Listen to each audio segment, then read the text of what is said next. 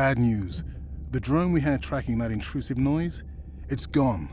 Lost contact hours ago. I'll keep monitoring the hydrophones for that noise, but as of now, unless the drone resurfaces, that's all we've got.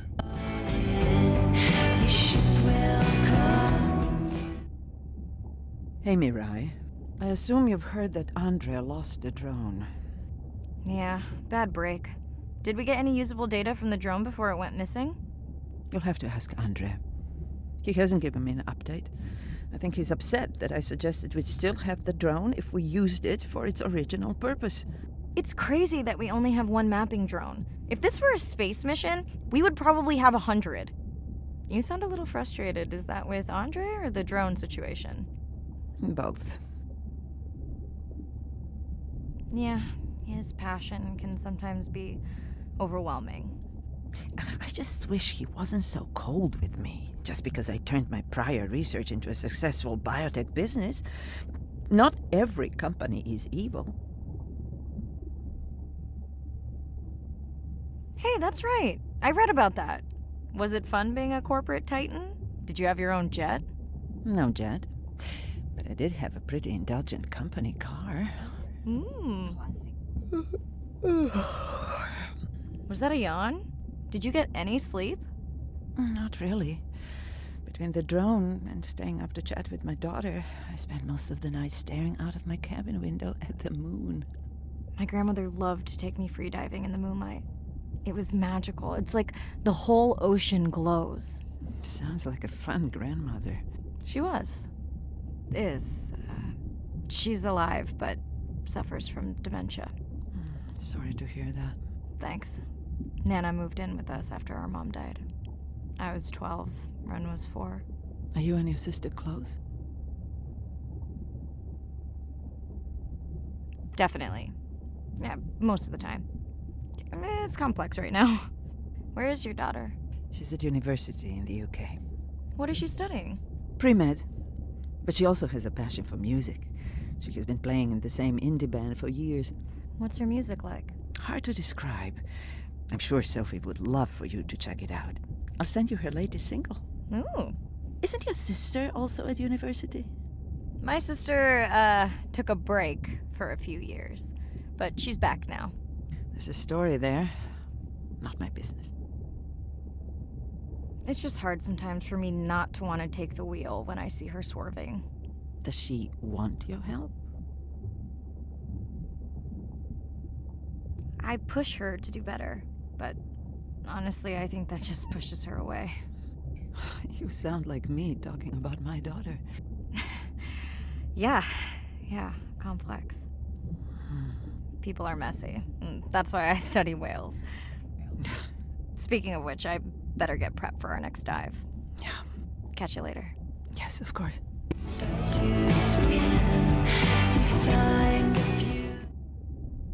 Hi, Mirai. It must be late there. That's okay. I'm on dive time. I showed Nana the highlights from your live stream. Did she recognize my voice? No. Maybe. She seemed to enjoy it, though. Are you doing okay with her? Kind of. You do this better. Did you want to talk about next semester? When you get back. It's complex. You know, I can look at coming back earlier. That's crazy talk. Go speak to your whales. Gonna try. Catch you later.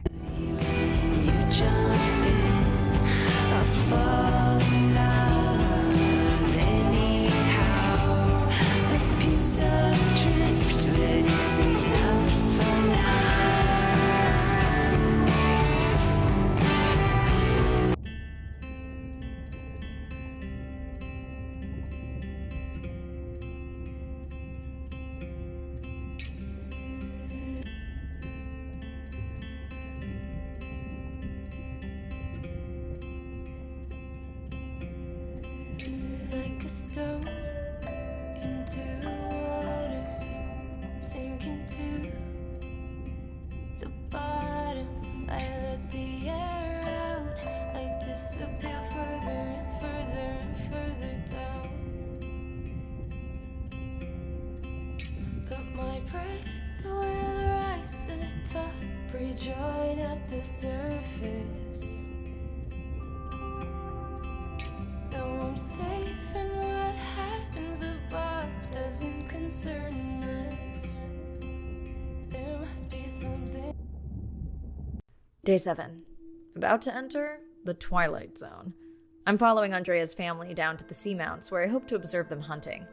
Irina has been testing our samples and is worried about a harmful algal bloom being somewhere nearby, so I am to keep an eye out for that. Check. I'm also keeping an eye out for more turtles. I'm in and okay. And we're streaming. Hello, everyone. Welcome, or welcome back. I'm diving near a seamount region, also known as the Twilight Zone, because it is just beyond reach of the sun. And we'll be taking some questions live, so be nice. We'll also be testing a playback system to interact with whales.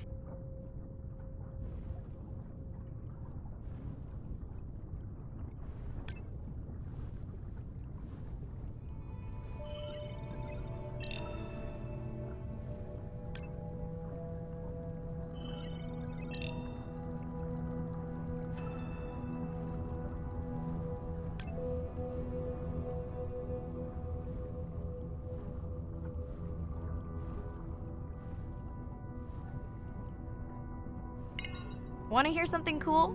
So do I.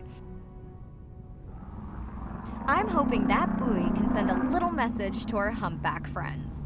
That's right. Andre is going to serenade some humpbacks. Well, not me, but using a song I generated from other recordings.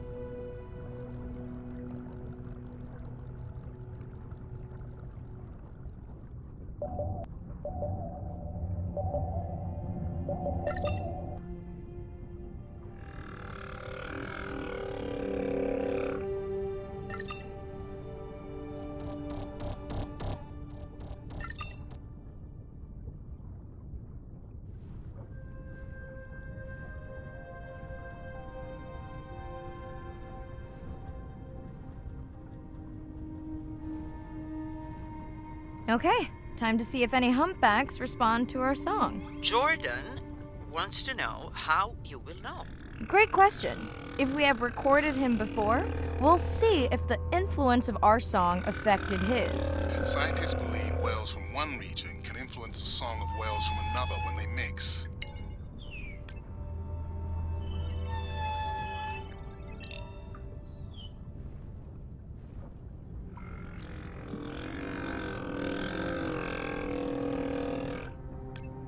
Hey Andre, we've recorded a song from this one before, right? We have.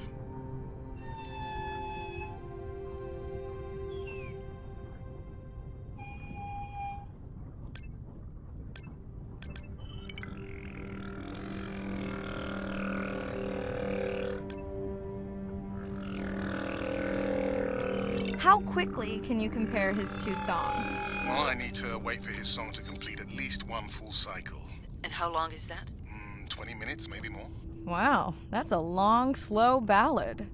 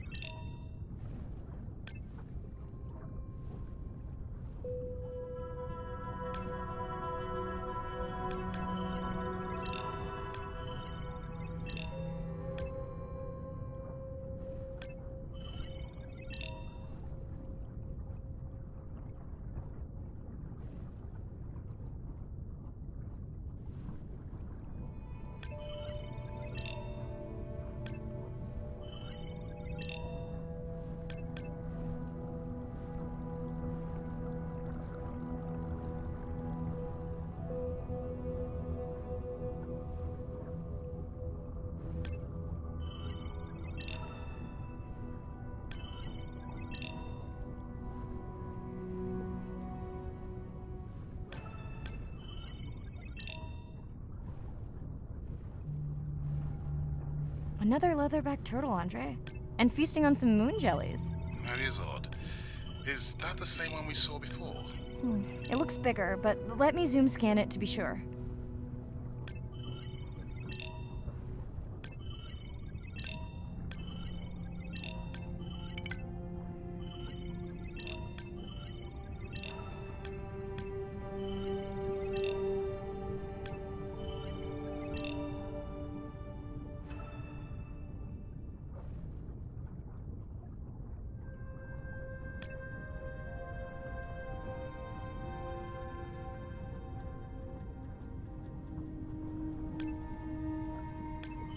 We can run the sample in the lab, but I am sure this is a different one.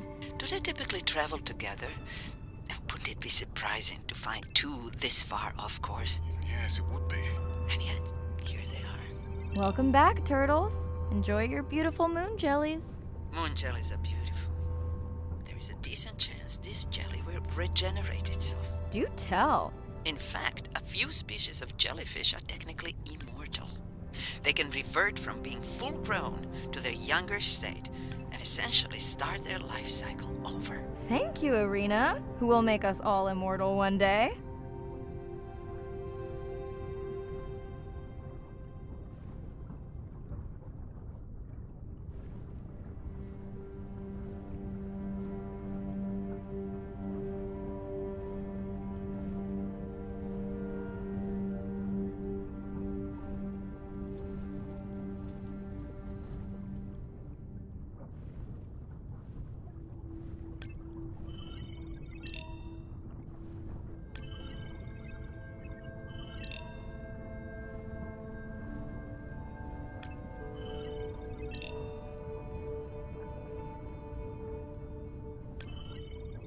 Dana squid. It looks like they're hunting. Lanternfish. Well called, Irina. We'll make you a sea witch yet. I'm sorry, a what? Let's scan a few to pick up their hunting behavior. Here goes.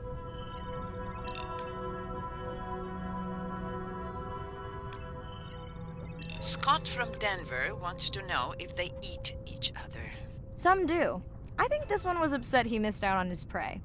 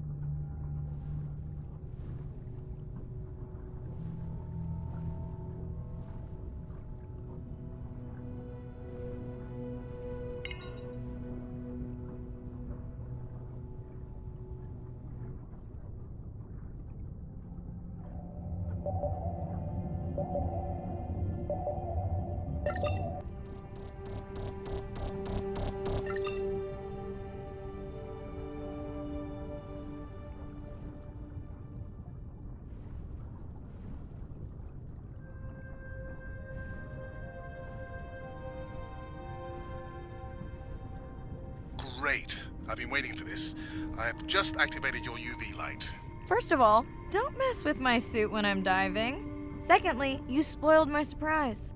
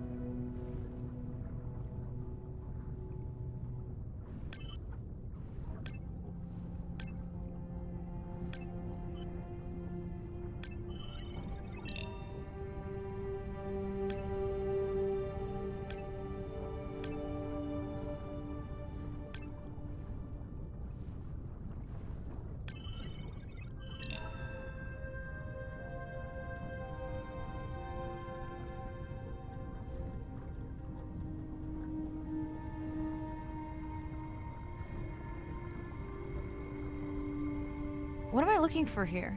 Oh, one of our sperm whale tags must have fallen off. Andre, you really need better glue for these. I don't use glue. I've tracked down the tag. It's in a cave. I wonder how it got in here.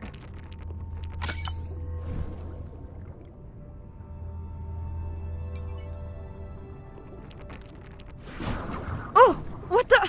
Right. An octopus! Are you okay? Other than getting inked in front of a live global audience? You know, you might want to get that off you. It will probably attract predators. Oh, wonderful.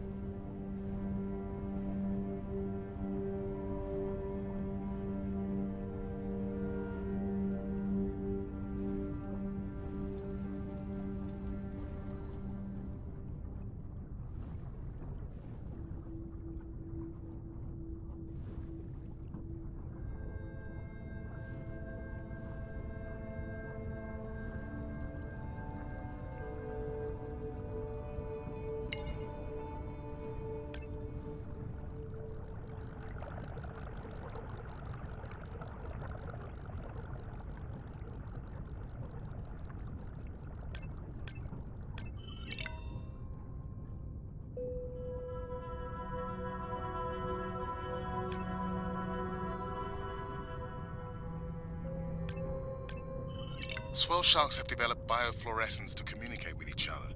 Their eyes have special adaptations for the UV light. Now you can see what a swell shark sees. That's what I'm talking about.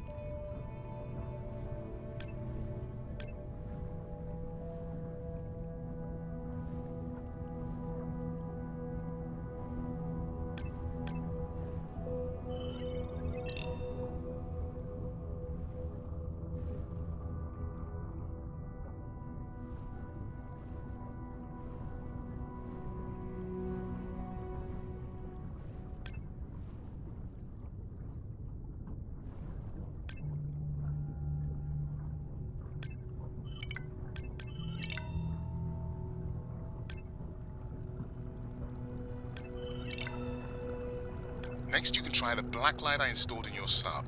You did not. You did install it in your dorm room back in the day. Your wife showed me pictures. Well, uni was a good time.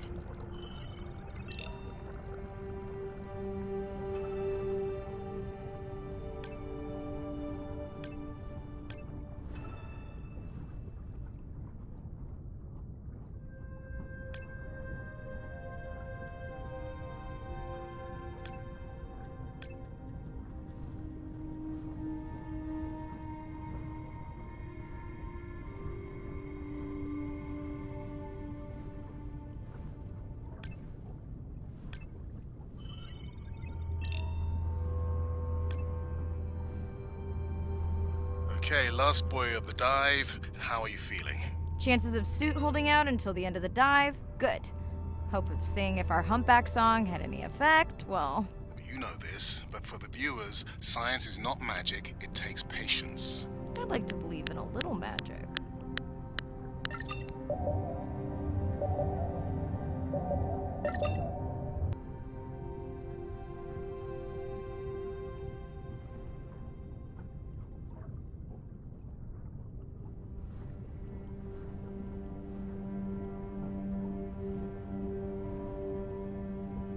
Sperm whale. I think it's... Yes, it's hunting! First time we'll be able to document it with Andre's technology.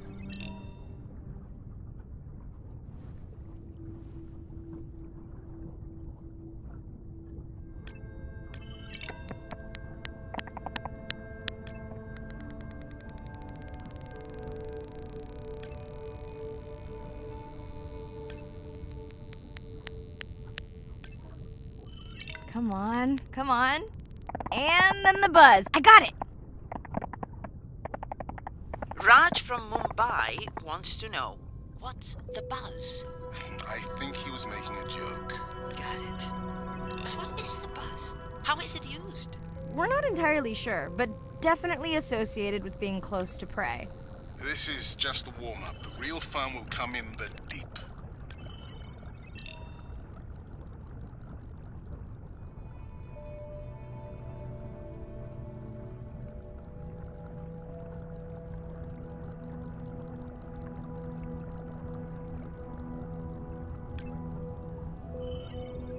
Andre. Andre! Well, there's no way these little ones are thousands of miles off course. Right, Andre? Give him a minute. Right. Let's scan a few of these to get their gender. There's a tiny tag here. Andre?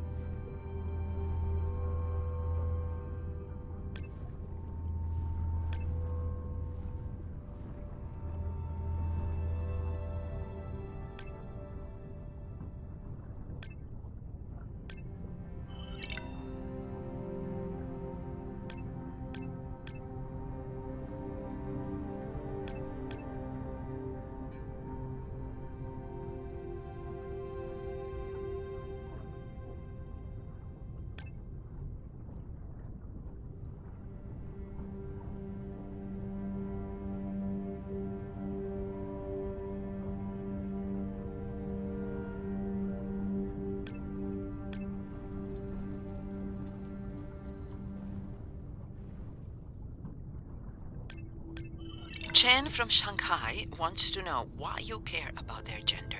Well, their sex is determined by the temperature of their nests.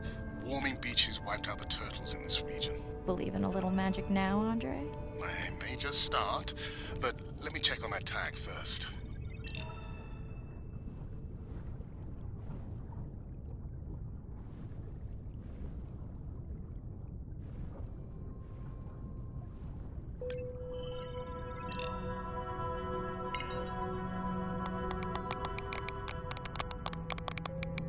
Oh, wow. Glad we didn't miss this. Beautiful. Yeah, they must have been hunting down past the rift. I think we found our spot for our first deep dive. Mirai, check out that one closest to you. What's that on its skin? Not sure I can catch them. They're headed to the surface. Might just be a scrape from a ship strike. Yeah, let's hope that's all it is. Let's end it here.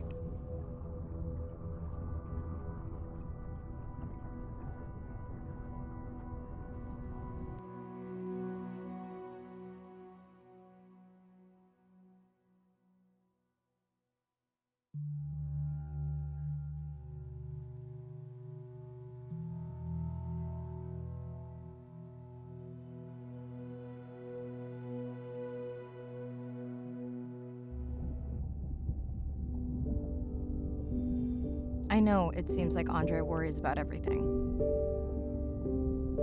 But I really understand where that comes from. Everyone's seen the pictures, but I can tell you it was really tough to be doing hands-on work when we were losing entire species. For me, it was the whales. But for Andre, it was the turtles. I stayed to help him. Several of the other scientists did as well. By then, only Andre's protected nests were the ones producing turtles in the region. We all figured that the population was going to collapse, and eventually it did.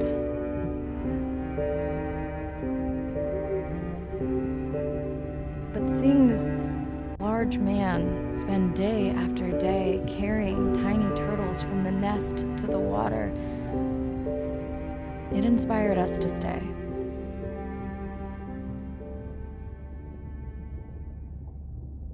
Coming back now, it feels like another world. Andre is not an angry man, Irina. He's just a man who gets angry when he sees people say it's too hard. or that they don't care at all. Yeah.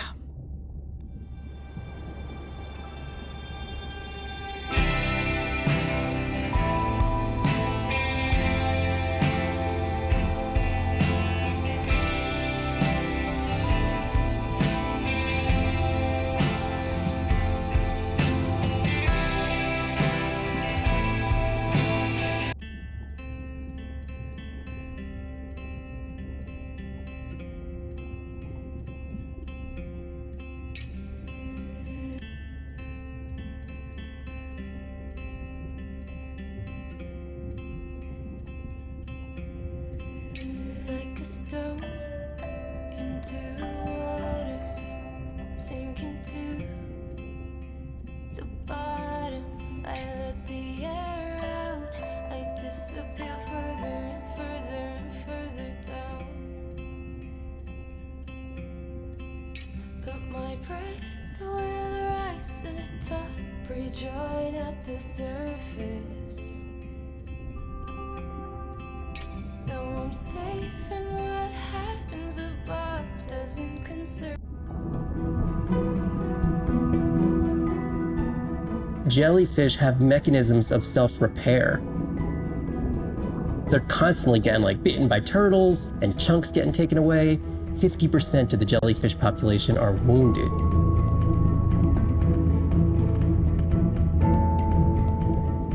So they've gone through 500 million years living, persisting in the ocean in simplicity, and they've come up with some remarkable ways of living. There's something called the immortal jellyfish and how they age, aging in reverse, which we're just beginning to understand, where they get old and then degenerate back into a youth again. In understanding the gene pathways and how this happens, this could look at, humans. We don't have this capacity to age in reverse. It's like Benjamin Button, and it's here. And it just takes the kind of focus and dedication to look at that jellyfish and to grow that jellyfish and to figure out how to use the best available scientific tools to get at this question. It's just about kind of looking super deeply and letting the secrets unfold.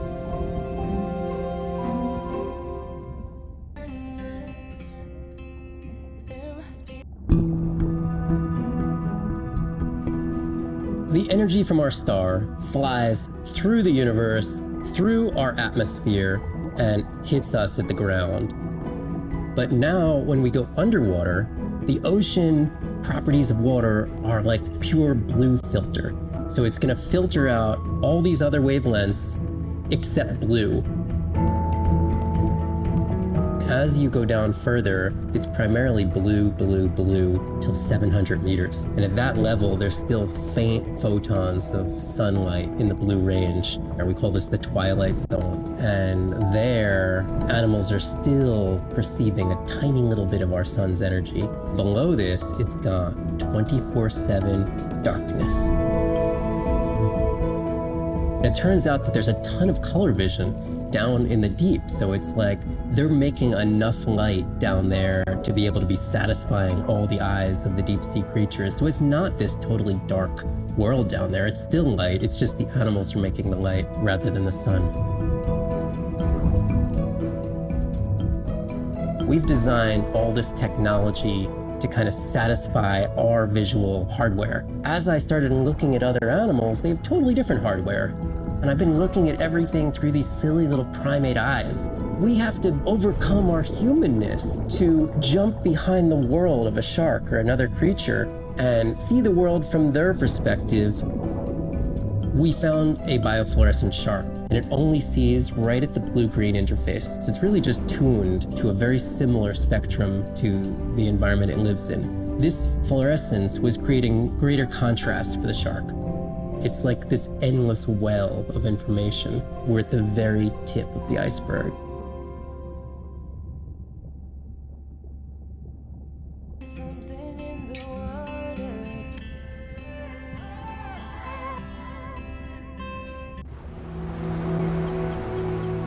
These animals travel thousands of kilometers navigating open oceans that have no physical landmarks. They have that innate ability to find their way.